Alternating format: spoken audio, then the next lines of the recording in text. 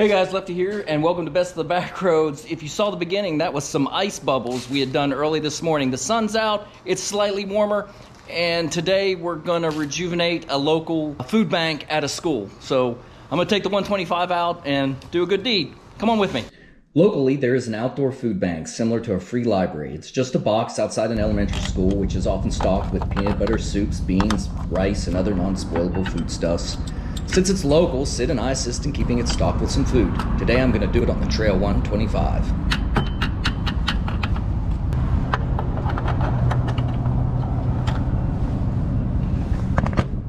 A guy in the United Kingdom, Cliff Arnall, had this strange calculation for figuring out the saddest day of the year. The formula uses many factors, including inclement weather conditions, the difference in debt accumulated and the ability to pay, time since Christmas, time since New Year's resolution motivation, and distance to the next hopeful holiday. Based on these factors, he calculated the saddest day to be the third Monday in January, and he called it Blue Monday. Now, every serious scientist and psychologist has debunked his calculation, but the name stuck.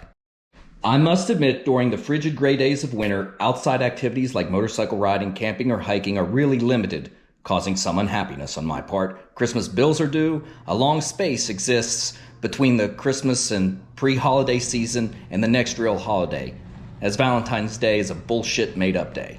And we're all getting ready to pay taxes. Well, maybe the third Monday in January isn't a definitive date for sadness. It definitely isn't my favorite time of year. This year, Blue Monday again comes with an extra special treat, COVID. It's the time of year when people are having an even harder times to make ends meet.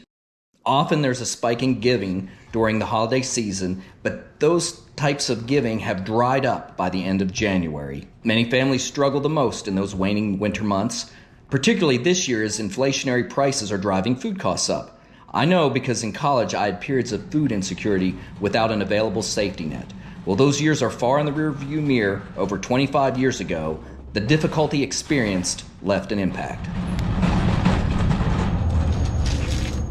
I did buy some candy bars, and the reason I buy candy bars is I was poor at one time, about 20 years ago, really a starving student type situation without electricity at the house. And when a situation like that goes on and on and on, one thing that can really help is a little bit of a simple pleasure. A simple pleasure like finding a candy bar at a food bank or some other area that makes it something out of the norm. You know, if you've eaten peanut butter and crackers or Vienna sausages or soups or ramen, and you have that day in, day out for weeks on end, just a little bit of a sweet treat can really be a pick-me-up. A lot of people don't think about that man, just one little candy bar every couple weeks is a super treat. And if you've never been in a position where it was a super treat, I can see why you don't think that's a big deal. But I do remember getting any kind of little treat when you were down on your luck was just an amazing deal. Fills you with hope, gives you a little bit of strength to hit that next week with, and it's something I like to do. I like to make sure to give a little kindness with my kindness. Sid and I have adopted this outdoor help-yourself food bank for several reasons. Well, there are lots of church food banks. It can be difficult to ask for help from a church without being a member. Yes, I realize many churches have good outreach without strings, but it often doesn't feel that way to a recipient. There's a sense of obligation to attend the church. Secular food banks are open only during limited time frames when volunteers are available, and that might not fit with the recipient's schedule or the ability to get to the location. There's also a bit of shame when asking for help. It's easier to approach a faceless and anonymous box than admit you need help. While pride shouldn't be a factor with feeding your family, the truth is it mentally hurts to admit you need help.